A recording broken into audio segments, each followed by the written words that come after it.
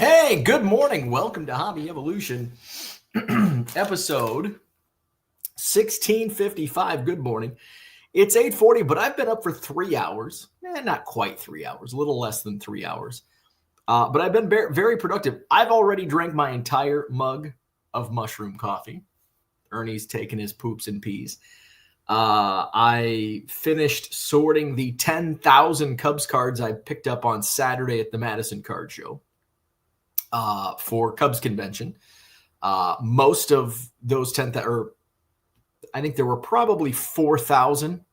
Trying to think of, I filled a complete 4-row box, so maybe not quite, maybe 3,500. I filled a 4-row box, plus I've got a big stack left over. So let's call it, or wait, what's a 4-row box? Oh, shoot, a 4-row box is only 3,200 full. You got some chrome in there, so usually about 25, so maybe 3,000. So 30% of those 10,000 cards I'm going to be using. So in one way or another, whether it's most of which will go to the Cubs cards for kids stacks, the rest will be dollar box. Actually, I pulled some stuff that I can put in $5 boxes. Like there were a few Pete Crow Armstrong rookies.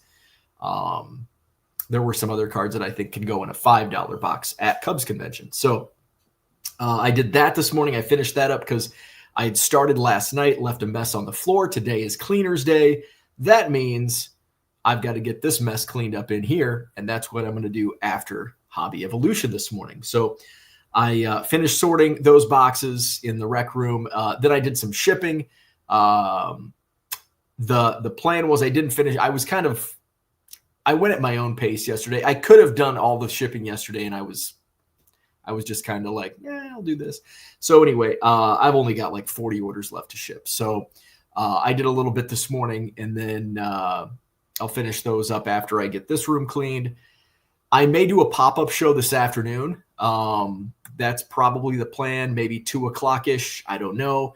It'll be a pop-up show, so it won't be, I'll probably mainly use just existing inventory that I have.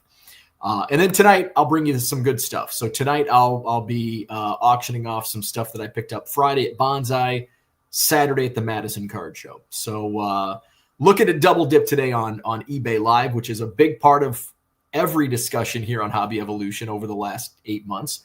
It's going to be a big part of today's topic, the year in review, as I just kind of like, what am I going to talk about today? Oh, it's the 30th. And I was going to do like, what are my goals for 2026? We'll save that till tomorrow or maybe the next day, probably tomorrow. So today I just kind of want to go back in the year in review. And I was thinking about not just with eBay Live, but just kind of everything that occurred in 2025 within my business. And it's like, wow.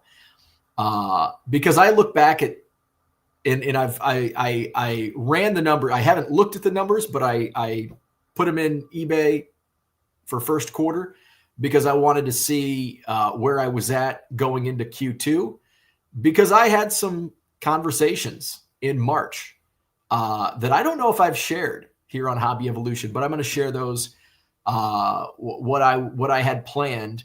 And almost for 5 years, I've been talking about, the low end card game and the volume sales. And I was gung ho on it and turning the calendar into 2025. It's like, I don't know if this is sustainable for me. Now, is it sustainable for some? Absolutely. 100%. But I didn't think it was going to be for me. So, and I don't know if I ever shared that. So I'll share with you that today. Racing 9071. Yes, I think I have super chat. So you can drop me $20, $25 in a super chat, and I'll use that to go get a haircut at Sport Clips is where I go. So absolutely, you can donate if you want my Venmo or PayPal. I can give you that as well, and I'll take that over to Great Clips, and I'll get a haircut just for you. I'll shave too. I'm gonna shave anyway. You don't have to pay me to shave, but I'll take the money for a haircut. So we're going to talk about the year in review. What else is going on? Last night, I did a little shipping last night, and mostly did some sorting. What else is going on? So that's about it. So yeah, two eBay lives likely today. It just depends on how long it takes me to get this room cleaned up. It shouldn't take me, famous last words, it shouldn't take me that long. But what happens is I start looking through a box like, oh, this is going to be good for eBay. This is going to be good for eBay, blah, blah, blah, blah, blah. So I need to get this cleaned up a little bit. And I'm still, I'm getting a little nervous about Cubs convention. Not for the convention itself, but for the signage that I had a friend working on who's very good. He is very good. But I haven't heard from him in a week or two. And I'm like, I sent him a text yesterday. He's a good friend of mine too. I'm like, hey, just want to know how things are going. I need all this stuff by January 15th. As we're now 2 weeks away, a little over 2 weeks away. And I haven't heard back from him. So if you're watching, I know he's not, but you're making me nervous. Am I going to have to go Canva? Am I going to have to do Canva in Vistaprint? It might be too late for Vista. Well, nah, I think I could. I'd have to get rush shipping. So making me a little nervous. All right, let's go say hello to the chat. I want to talk about the year in review and what was going on in my neck of the woods, although you probably know most of it, but some of it I don't believe I've shared. Todd, good morning. What's going on? Zach and Porter in the house. In 2026, do you think you will start a Pokemon only show in Dane County? I bet the numbers are there to do it. Not sure how parking would work, but could be an additional profit center charging to park. Gem City, good morning. Did Bo 10x his hobby income? What's your bold take for 2026? Mine is that the Bears win 2 playoff games. Wow, you've come around. You've certainly come around. My bold take for 2026. My bold take for 2026 is there's going to be, and this is not bold. This is probably going to be reality. We're probably going to be this time next year. Major League Baseball will be in a lockout, but I don't think that's a really bold take. That's kind of like what reality is going to be. It's going to suck when we get there. Red Light, good morning. Racing 9071. Yes, hit me with a super chat and I'll use it to go get a haircut. Descent Searle, I'm the first like. Hit that like button, subscribe to the channel, all that good stuff. Red Light says, how was your high-end show? It was great. I did recap it yesterday. There were a few items that undersold that I lost a little bit of money on. I knew that was going to be the case. In fact, I expected to lose more money than I didn't lose money. I made money, but I expected to lose money on more items. I think I lost money on maybe 5. I don't even know. I know I lost money on the Marino and the Williams. What else was there? But there were like the Pete Rose auto sold for 4x what I paid for it. The Tom Brady auto sold for over 2x. The Barry Sanders score. I took a slight hit on that one. But yeah, those are the only 3 that I off the top of my head. But overall, it was fantastic. I will be doing it more. I think what I'm going to do in the future with a high-end show, I may do it every other week, and it'll be mixed in with, I might do more. Maybe we'll do 75 auctions. Maybe I'll do 100, but I'll just limit the time down to, I was doing 30 seconds. Maybe because it ended up taking over right around 2 hours with 40 auctions. So I think if I cut that time down to just call it 15 seconds and do 100 auctions and mix in mid-end, like everything's going to be at least $50 or $25, just so because a lot of my regular viewers had no interest in buying a $600 card or a $400 card or even a $200 card or even a $100 card. So just to, kind of mix it up, and for the purpose of, it's hard, to source 40 cards in the $100 and up range that you can make money on. Like, I can go source, but I don't want to just source a whole bunch of $300-$400 cards to lose money. Like, I mean, am I willing to take some losses? Absolutely. And I knew some of the stuff I bought, like, I'm going to lose money on this. And I do that all the time. I know I'm going to lose money on stuff. That's okay. But it's going to drive in people, and it may inflate some other sales that normally, since this influx of people is coming in, maybe they're bidding on other stuff. So it is a strategy. But you can't, it's not a good strategy to do that and then not run the other stuff. Ramster the Hamster, good morning. The fitness gram pacer test is a multi-stage capacity test that progressively gets more difficult as it continues. We got some AI bots in the house today. Jaden, what's going on? Hello. Bro, what? What? Boston Smoke, good morning. The bots are getting smarter. They're not just gibberish. The bots are getting smarter. C4 Collectibles, good morning. I just don't know if the lowest of the low-end market, non-liquid, will sell eventually. Stuff is very viable now, right now. Correct. 100%. That was my fear going into 2025. And that was even before I started selling on eBay Live. It's like, yeah, it's easy to scan in a stack of 100 2012 Topps Heritage cards, but do you want to sit around and wait and fill your store with stuff? I mean, I had like 48 Aristides Aquino cards in my eBay store. Those weren't selling, even at $1.50. Hell, some of them were probably 99 cents free shipping. Those were not going to sell. Will stuff sell eventually? Yeah, I had stuff that sold after being listed for 7 years, but most of that stuff wasn't going to sell. And if it's not going to sell in 7 years, is it ever going to sell? Well, it might. I don't want to build a business around it might sell in 7 years. This $1.50 card might sell in 7 years. I'd rather use that real estate, that online real estate, for stuff that's going to move. And so I did start to pivot more in 2025 to more liquid stuff in my eBay store. And finally, I bit the, swallowed the pill in the summer, and more so not because of stale inventory, but because of it's taking too much time. Like, okay, I sell 7 cards for $1.50 each.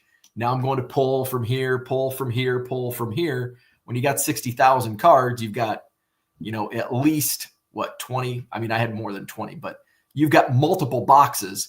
You could have the most streamlined, and mine was very streamlined, setup, and it's still going to take you a lot of time to pull 10 cards, 20 cards, 30 times. Now, of course, a lot of time is subjective, but when you start to pull, like, okay, box 1, box 2, box 7, box 17, like, and you start pulling that, and it's only $1.50 at a time, or $2.50, or whatever it is. It's just, is it worth your time? And that's one of those questions that always annoyed me as I sold low end. Is it worth your time? And it was for a while. But going into last year, it's like, you know what? I'm looking at my numbers. There were a lot of times I'm looking at my numbers, and it's like, this ain't sustainable, because I'm not seeing growth. It's kind of flatlining. Was I still making enough to pay the bills and making a little money? Yes, but not enough. Not enough for me. It may be enough for the next person, but it was beginning to be not worth my time. And I'm spending all of this time shipping. And I didn't like that. I mean, I don't mind shipping. It means I'm selling stuff. That's good. I mean, it's a good problem. But when I'm spending all my time shipping and that's all I'm doing, like, I don't want to be a shipping clerk. I want to sell cards. The best pivot I've made on eBay was raising my floor. Yeah, and that's something where it was like, I was doing 99 cent free shipping, and I still, even before I pulled my low end stuff, I had 99 cent free shipping stuff. And it was kind of, it's this 6, 7. It's this. It's a balancing act. Okay. On one hand, you've got 99 cents free shipping, and it's going to drive people in to buy your stuff. But in this hand, it's 99 cents free shipping, and you're losing money unless somebody buys 2 or 3 or more cards. And it's like, here's a 99-cent sale. Here's a 99-cent sale. It's like, oh, there goes a quarter. There goes a quarter. There goes a quarter. All of a sudden, losing, it's like, shit, I just made $7 this hour of shipping this crap. But you want sales. And I want that. At the time, I wanted that volume. And so I was willing to take the risk. I've got volume orders coming in, which is nice. At the time, that's what I was going for. Before live selling came into my life, that's what I was striving for. I was putting 99-cent free shipping into my eBay store. This is why it's called Hobby Evolution, because a year ago, I'm singing the praises of 99-cent free shipping and why I love it. But all of a sudden, things change. We change our beliefs and the way we do things constantly in life. We are evolving. And if we didn't evolve, we'd be fucked. So just because I said it a year ago doesn't mean I think the same way today. But at the time, yes, those volume orders, and it worked for me. And it worked for me for a few years. Going into last year, then I'm starting like, okay, I'm not seeing the growth I wanted to see. I was still growing. My business was still growing 10 to 15% year over year. That wasn't enough, though. Based on those numbers, that 10% growth over that previous year's number was not enough. That's why I wanted to grow 40% this year. That's a huge step. And before I go on, since I'm on this right now, I just pulled up the numbers. First quarter, my year over year growth. Oh, really? This is high. This is higher than I thought. I was 30%. I was 30% year over year. Okay, so that's pretty good. That was better. That first quarter was better than I thought. I thought it was closer to 15%. But through March 31st, I was at 30.3% year over year growth. But what made me scared, what struck a little fear into me, was that I had much larger numbers to grow from. So my numbers in 2024, basically from June on, doubled that first half of the year of 2024. So if I only grew 30% January through March, and I continue, I can't continue at the rate I was going on the low end, what I was selling, I was probably, you would cut that number in half. And maybe that's why the 15% was stuck in my head, because at 30% growth in the first quarter, yeah, that's great. But honestly, I needed to be closer to 60% to 70% growth in that first quarter because of what was coming ahead. Much larger numbers to grow on. And if I was only going to continue, that's a scary proposition. So 30% good on the surface, but I also had pretty shitty first quarter numbers in 2024. So to only have that growth, and that's what my fear was, to have that growth. And I want to talk about what I had in mind. Like I was in March, and I know at least one person, I don't know if Mark's in the chat, but Mark actually kind of gave me an idea. And my buddy Justin from Rabbit Hole Auctions, I had talked with him. It's like, man, I need to do something. I need to do something because my numbers aren't working for me. Rams for the Hamster 6-7, baby. Dan's in the house. What's going on? A man was struck by a flying cow that was hit by a train. C4 says, with live selling, the static listing floor continues to rise. Gem City says, spoiler, Bo is going into Magic the Gathering and Neopet cards. Tamagotchi, what was that? Tamagotchi. Bo, I know this is against your religion, but call him. Don't text, raise the urgency. I hate calling. I don't like calling. I haven't even called my mom in like 3 weeks. Gem City says it's finding a balance of good stuff at a good price. Amen to that. Found Treasures is here. What's going on? Gem City says, I sold the card for $1 free shipping yesterday. Priced the card wrong. Hope they come back, right? Sometimes that happens. Like, oh, shit. Des, what's going on? Congrats on the new business model. Great to see the journey. Thank you, sir. Evolve or be fucked. Philosopher of cardboard. Right? David's in the house. Good morning. Happy holidays. Michael Renicky, good morning.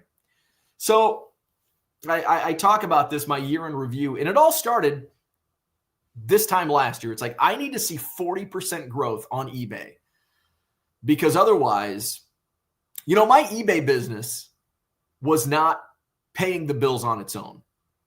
My card show business was not paying the bills on its own. But together, those two, I was making enough on each side to pay the bills, basically. And so, but I needed to see 40% growth on the eBay side. It's like, I need to do something because this model is no longer working. And my numbers are not growing to where I need them to be. I see that the end of the first quarter, I'm only 30% growth year over year. My goal 40. And it's like, well, 30%, you just need to grow 10%. The rest, you got 3 quarters left. You got 9 months to go. However, those 9 months were much bigger numbers. And to grow 60%, 50% was a tall task. I have to change my business model. I can't just rip and flip Top Series 1 and Heritage. I can't just go buy bulk boxes and list a bunch of $1.50 cards. Like, that model was no longer going to work for me if I wanted to reach new heights in my business. And I became very nervous in March. I'm looking at my daily income numbers from eBay. I'm like, this is not going to work. I need to do something different. However, you pivot. You can change. Like, if you're not happy where you're at, you can change. You just have to be the person that does it. If I need to get my buddy his ass in gear, I'm going to have to call him. Right, Zach? So I reached out in March. I reached out to my buddy Justin from Rabbit Hole Cards. And he is a business genius. And I told him what's up. I'm like, hey, I need to do something different in my business. And we talked back and forth. We set up together on the Sunday at the Chicago Sports Spectacular. And Mark, we're all mutual friends. Mark was like, you should do eBay sales consulting. And I'm like, I don't want to do that. Like, people can watch YouTube videos. Like, you can go to forums, you can do this, you can do that. There's people, I do it every morning for free. People ask me questions, I answer them. And he's like, with your knowledge and what you've built up over the course of, your eBay life, there's value in that. People will pay you. And he's like, I would pay you X amount an hour just to get your feedback and advice. He goes, and there are others that will do that. Obviously, there's a lot of people that won't do that, but there are a lot of people out there that will. And so I was dismissive at first because I'm typically a dismissive person. That's one of my toxic traits that I need to improve on, dismissiveness. I got to thinking, and it's like, you know what? Maybe that is something I look into. I ran it over with Justin. I reached out to my best friend, Scott, best man in my wedding. He's a financial advisor. He took the plunge of quitting a very lucrative sales job and went into business for himself as a financial advisor. So I reached out to him about it, who, by the way, had recommended me doing something like this several years ago. And I very dismissive about it. And I'm like, no, I don't want to do that. So I took, and I don't know if I ever shared this information here, because I know there's a lot of people that would shit on it. That's part of the reason. Like, nobody's going to do that. That's stupid. So I just didn't share it because of that. Now I don't give a fuck because I'm not going to do it. So I don't care what you think.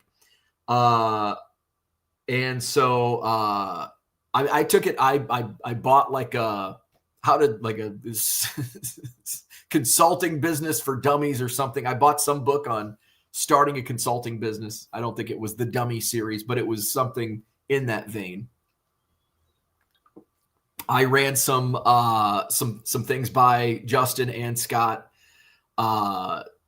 with like basically a business plan. I had even gone as so far to set up a call with a web designer to create a website on my consulting business.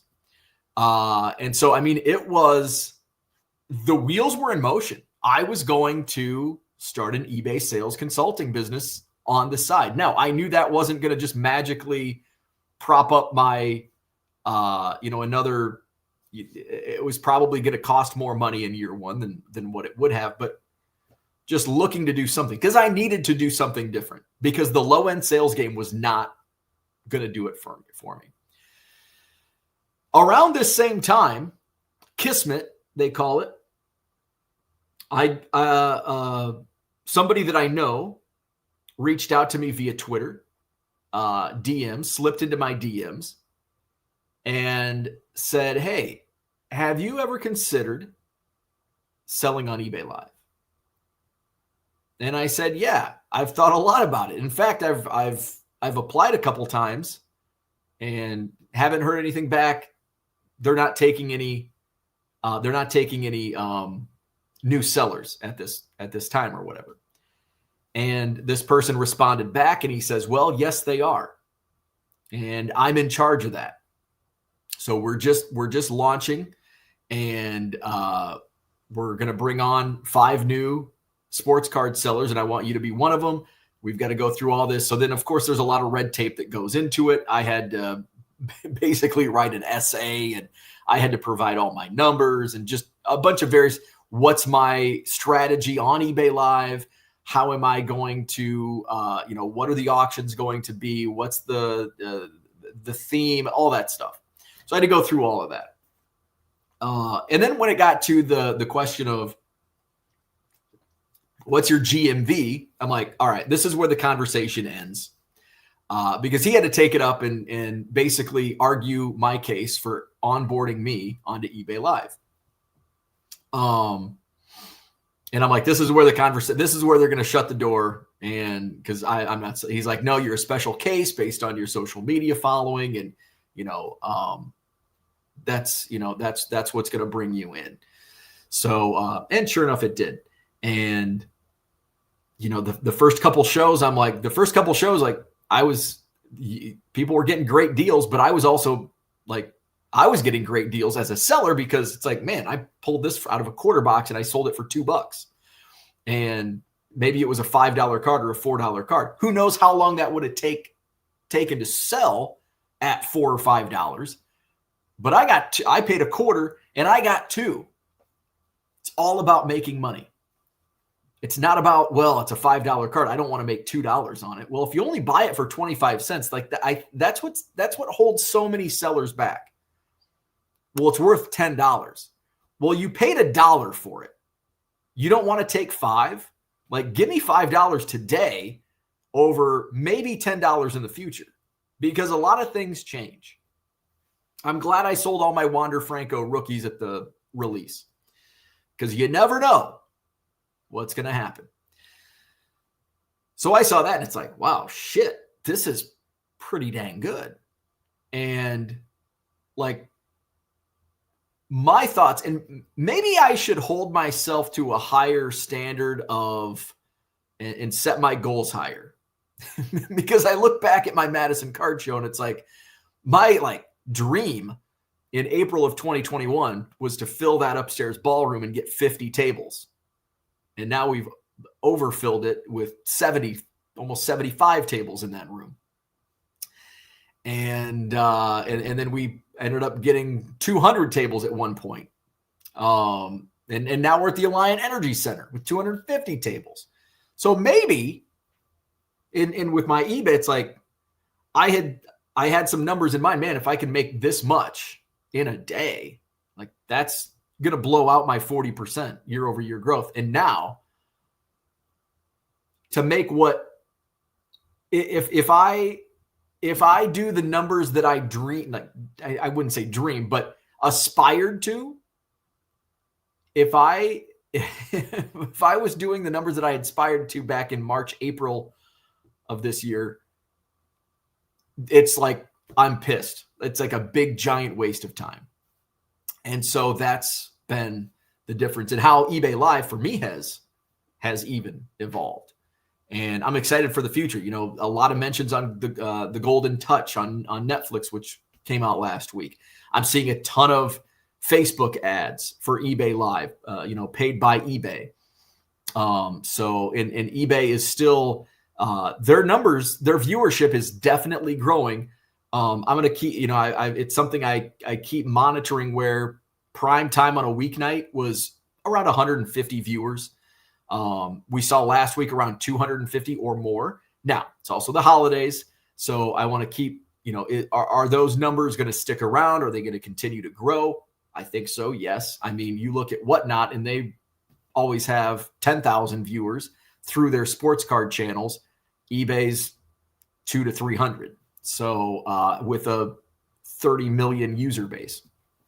So that's something I look forward to, and especially being an established seller now for several months and doing multiple shows a week. Something that bodes well. Zach says, you know what you'll hate more than calling someone not having your signs? That's a good point. Zach brings up a good point.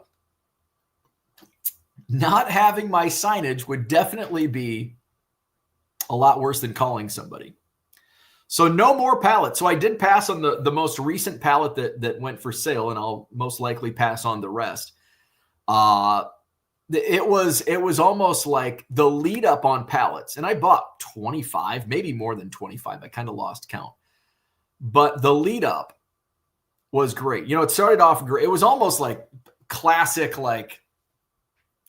salesmanship on the Goodwill pallet side. Not that I'm sure if they knew what they were sticking, if they knew what, not that they're sticking in there, if they knew what was that they were not seeing, because I know they pull stuff out. It's pretty easy to tell that they're pulling stuff out. So they're pulling stuff, they're cherry picking. Goodwill is cherry picking before they palletize it. And that first pallet, there's a Mike Trout rookie just sitting in a binder page, and it's like, oh, that's at a good time, at like the peak Mike Trout market too. So that was a good start. Now I want more pallets. Keep getting pallets. Dud followed by a great one, followed by a dud, followed by a good one, followed by a dud, followed by a great one, followed by a good one, followed by a great one, followed by a dud. But it was pretty, it's like, oh, this one wasn't as good as the last one. Oh, this one was awesome. And then all of a sudden, 2020, what year? Was it 2024? Yeah, it would have been last year. So there were like a string of like 3 like really good ones that led up to the Trout find, which I think was in September of last year. And then obviously the Trout find. And then it's like, okay, what's next? And I couldn't wait to get that next one. It's like, man, I've got to keep my guard up, because now I've been saying what I found. So the next one sucked, and the next one sucked, and then the next one sucked. And then the last time, it's like, I'm not going to buy one. The last time I passed, but 2 times ago, it was still available in the afternoon. I'm like, I'm going to buy it. I bought it, take it to my storage unit, start going through, like, this is just garbage. I think there were a couple Cal Ripken Jr. rookies. There were some other random, like there were a bunch of Jordans, but like, not anything big. And it's like, this is a loss. Like, this is, now, could I have made money in my previous volume sales and setting up at card shows? Yes, I probably still could have made money, but it would have been a grind. And I wasn't doing that anymore. So basically a lot of the stuff like this is worthless to me. So then I completely passed on the last one, and I'll likely pass on any in the future. Although, speaking of that, knock on wood, I may have somebody buying out my storage unit this weekend. So somebody reached out to me, and they're like, they asked me like what was all in it. I'm like, here's what's in it. I'm like, I've got another load that I've got to drop off. I've got to take an updated picture because there's a lot of stuff's been sold. I've put more stuff in. So, before you come, I just want to send other pictures just to give you a better idea. But this is basically what's in there and what I'm putting in there. And they're like, because I've got it listed on Facebook Marketplace for $3,000. And he's like, can you do 2,500? I'm like, yeah, that works for me. That works for me. I try not to be too giddy about it. So hopefully that comes together. And so I really want to get like the rest of this week. I want to get some, hopefully the weather is not shitty so I've got my car's full. I can take a load over, but yesterday it was really windy and cold. I don't want to deal with that. So today or tomorrow, maybe I'll go. Mark F., good morning. Quick question. Zach says, did you tell your friend, thank you for the advice, but I'm just going to start charging people a ton of money to park at my shows? My wife has a friend who's been very successful with Airbnbs, and she does consulting for it and does very well. I was also surprised. Yeah. I mean, it's surprising how well consulting businesses do. Gem City says, wait, who have I been paying all this time? Uncle Rich in the house. Hit that like button. The win is at the buy, not the sell. Absolutely. He is correct. The more you can flip quickly, the better off you are. And I think that's where, and I've also been stuck in this where something is worth, like, hey, the Mike Trout, for example, I ended up losing about $1,500 and waited April, May, June, July, 4 months. I could have had $8,000 cash in March. Ironically, I could have had $8,000 in cash in March when I'm trying to grow 40%. And I'm like, oh, fuck, I need to start my own consulting business. That $8,000 could have came in handy at that point in time.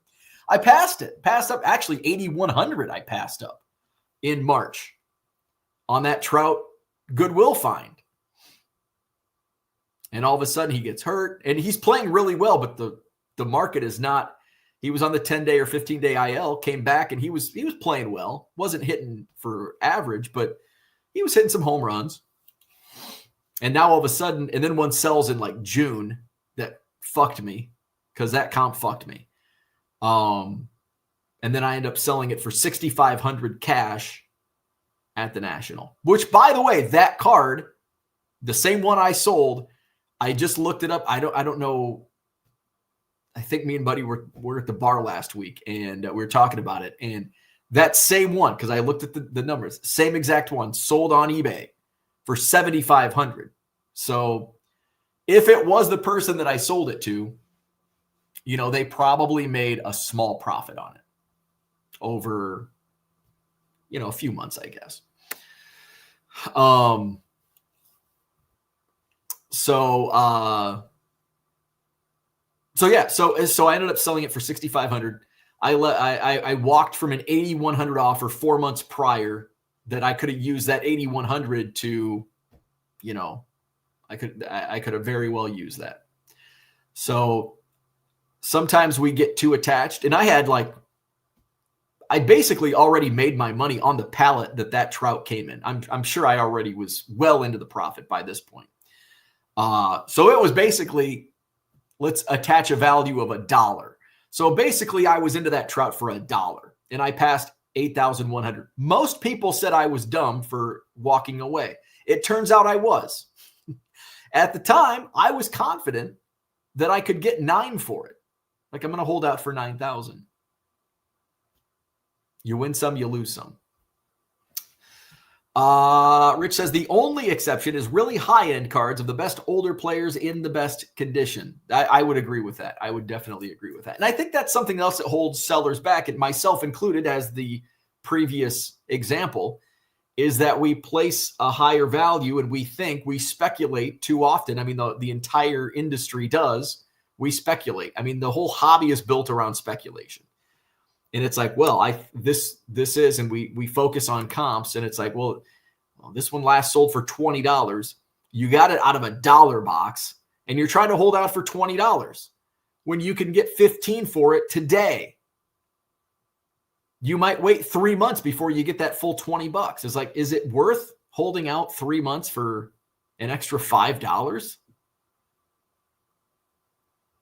But most people, that's the gambling aspect. Well, it's $20 today. It might be worth $30 in 3 months. It's like, well, play that game and lose a lot. Believe me, because I have.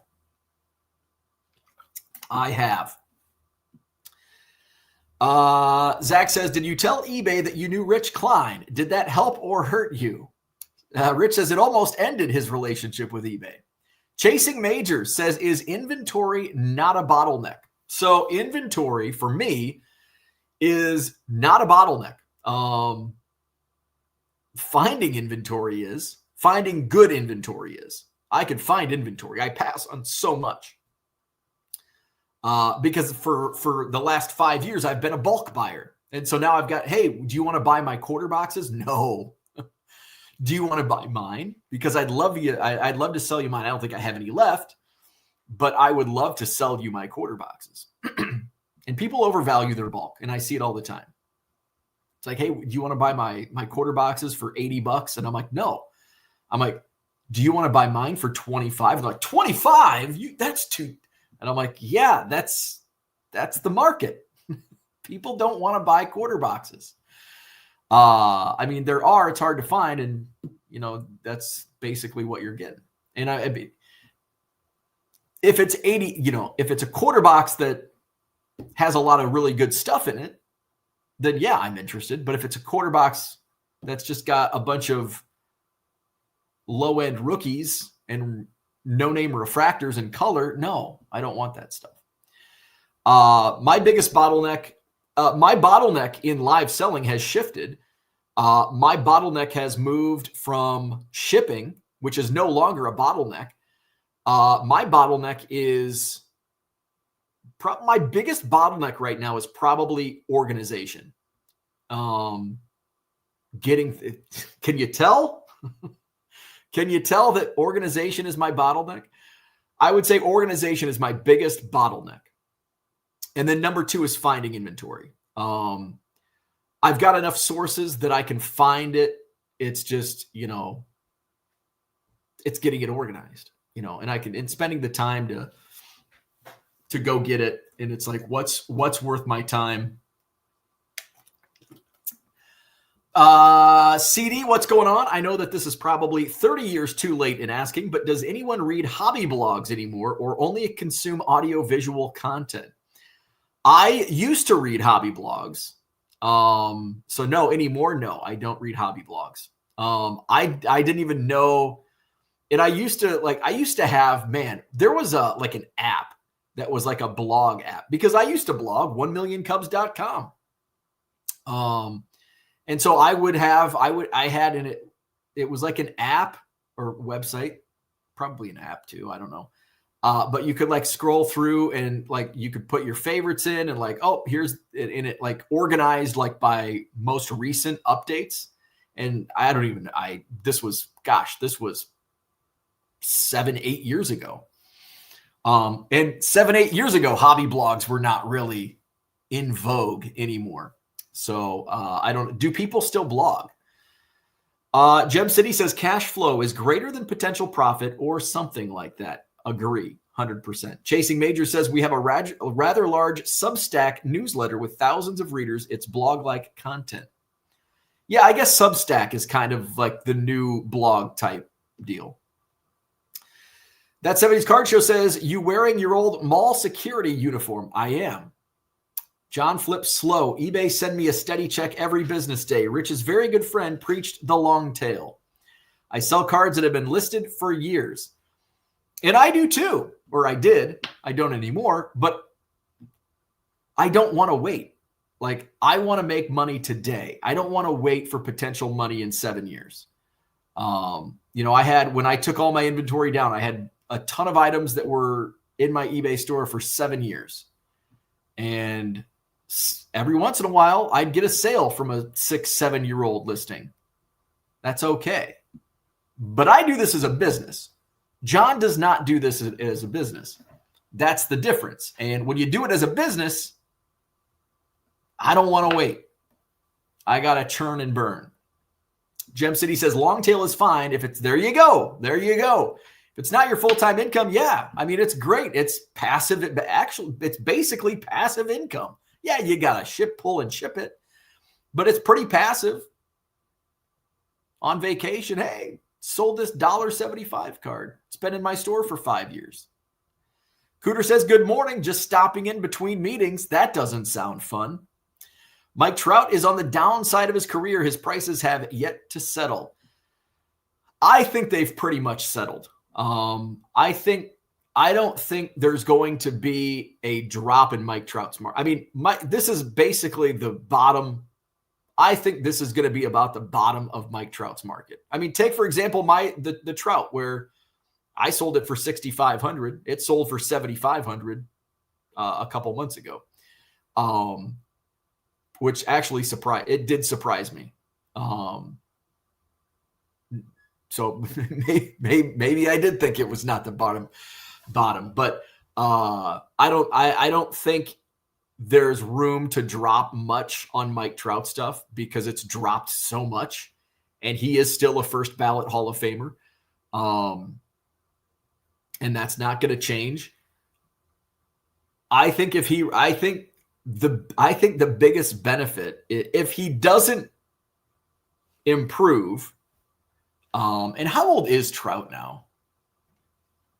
I think with Mike Trout, playing is hurting him the most. I think his stuff actually goes up if he retires, and I don't think it stays up, but I think you see that spike at the beginning. So he's under contract for another 6 years. So, wow, he's 33. So, look at his, 2023, a 2.9 WAR, 2024, a 1.1 WAR, 2025, a 1.5 WAR. Of course, in 2024, he only played 29 games. So that's a little deceiving, but that's actually the 1.1 WAR over 29 games, actually pretty damn good. But I think what will hurt him over the next 5-6 years. So maybe his market does drop a little bit because he's going to have, if he's under contract through 2031, we're going into 2026. And he's certainly on the downside of his career. He's going into his age. Is this going to be his age 34 season? He's 34 now. Shit. So yeah, this is going to be his birthday's in August. So he's going into his age 34 season. So yeah, I think his stuff could come down if we see the continuing. If we see one WAR seasons, then yeah, he's going to hurt his own cause. My company, who is my full-time company, also adheres to the long tail strategy. Full-time income. Quick flips are indicative of an unsustainable product. And that's been baseball cards since they became a business for people. That's just what it is. I don't think the tails are of the same animal. I really want to know why so many want to list at $1 plus $1.32 shipping. Maybe I'm dumb for $2.25 or $2.50 free shipping. No, I am. One thing that has been constant in my beliefs on eBay is free shipping. Just build it in. And you're saying, as I say that, you're probably screaming at the computer, yelling at me. If you believe in free shipping, why do you charge shipping on eBay Live? Well, that's a lot different because a lot of stuff I sell for $1, it's not worth it. It's worth $5. Now, I sell a lot of stuff for $1 or for $20. It's worth $1. But I also sell a box of cards. I start $1 shipping, or I start at $1 on a hobby box of 1988 Donruss that's going to cost $8 or $9 to ship. It might only sell for $8 or $9. So hey, at least the shipping's covered. So there you go. I believe in a buy it now on eBay. Free shipping all the way. Once you hit auction, I believe in charging for shipping at auction.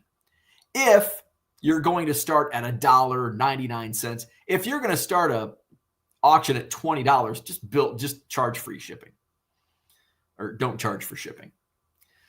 John says it's not really a hobby. Is your short tailing not a card hobby, at least? Zach says telling a school district that you know Rich Klein on an application will most certainly decline your employment and require you to stay a certain amount of yards away from the school.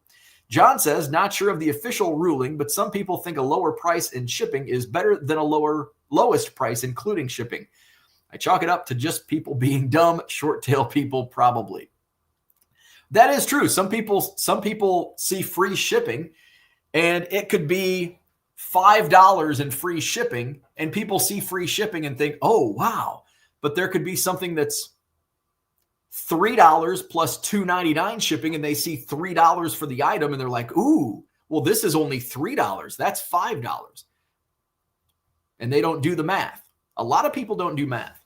So it works both ways. But I think all in all, I think free shipping benefits sellers because a lot of people will search by free shipping. Like it's the algorithm. John made my day, says Gem City. Bradley says, yes, Flip Modern, lots of overhyped players. Oh God, without question. Without question. I had a dealer that I buy from a lot on Saturday, and I had a big stack built up, and he always shows me like what he buys throughout the show, and I get to cherry pick before the public.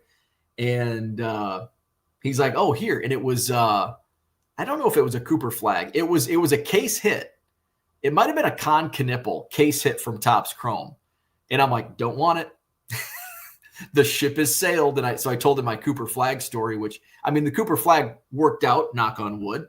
I think it's gone through authentication now. Hopefully once it reaches the buyer, they don't open a return because they changed their mind, which blows, but hey, it is what it is. But that happens. Like what else can you do? Wait till the market settles? I'm not going to take that risk either. TD Sports Card says, good morning, all you quarterbacks collectors. Mark is in the house. There he is. Good morning. Zach says, are you worried about defensive bidding impacting your eBay live sales? I read a blog about that. Mark says, just bought an item from a seller that has zero feedback and they cancel right away, and eBay has an issue canceling and getting the money. Odd. Nothing like dealing with a scammer. Wow. A year ago, you pumping Trout for a rebound just to get more value out of your card. Well, of course. And I honestly did think he was in for a rebound season last year. And he was. I mean, he played 130 games. His 232 batting average was a little subpar. He did hit 26 home runs, which was more than he had in 2023 and 2024 combined. Oh, wait, 2 less than 2023 and 2024 combined. Although he did play he did play more games though also. So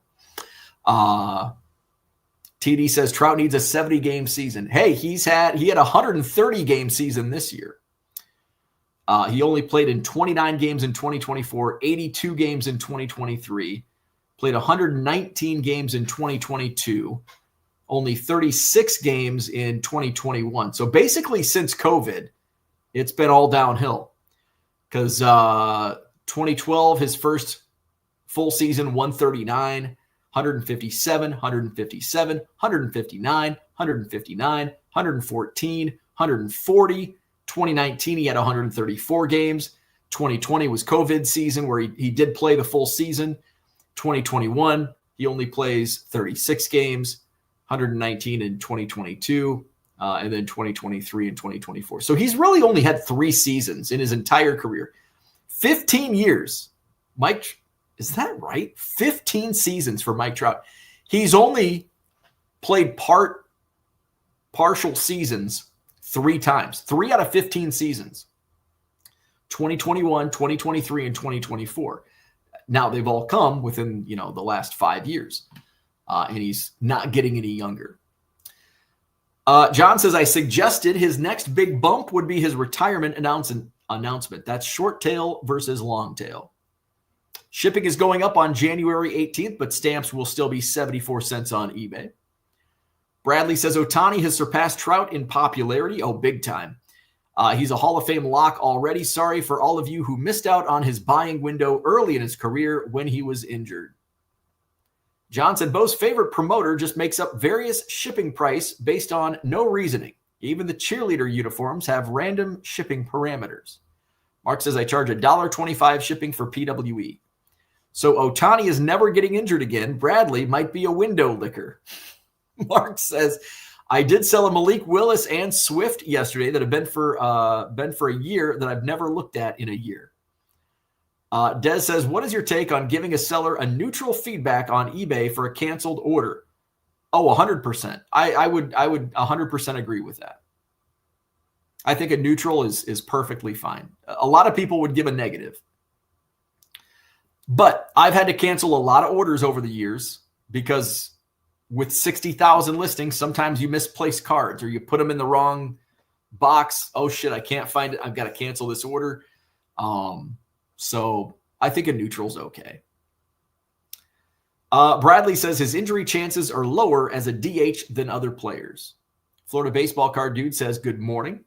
I used to work with Trout's wife. That's very cool. Now, on the other side, if he continues to pitch, his injury chances are higher as a pitcher.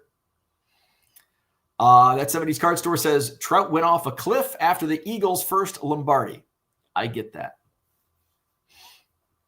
All right, so that's what I had for today. Hit the like button, subscribe to the channel.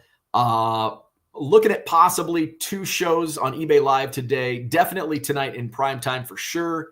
I've got some other stuff. I got year-end stuff I've got to take care of today as well. And we have the cleaners coming, so I may not do an afternoon. I may not do an afternoon show. So definitely tonight. I'll probably start at 7 tonight just to get a head start, maybe run some crap at the beginning. If I don't do a show this afternoon, I'll run what I was going to run during the day, early in the night, and then run some decent stuff. Actually, I might start it off with some good stuff that's just to draw people in. Let's see. Where are we at? John says, no one has ever been harmed by a canceled eBay card order. No feedback is needed. Just keep moving. People who buy should have to sell first. There's much more bullshit from the customer side of things. I totally agree with that. You have daddy issues if you need to leave neutral feedback on a non-issue. All right. Hit the like button, subscribe to the channel. I never got that I don't think I got that super chat. I could use a shave and a haircut from whoever that was that commented at the beginning. All right. Have a good day. I'll see you on eBay Live either this afternoon or tonight. Definitely tonight. Otherwise, tomorrow morning here on Hobby Evolution. That was my year-end review. I think I covered everything. I think I covered everything that I wanted to talk about of 2025. Big changes with eBay Live. And hopefully more the same in 2026. We're going to start 2026 off with a bang at Cubs Convention in a little over 2 weeks. Got a lot of stuff I've got to get ready for. Maybe I should skip the show this afternoon just to get some more and call my buddy. Maybe he's texted me. Maybe his ears were burning. Nope, he didn't text me back. All right, so like and subscribe. We'll see you tonight on eBay Live.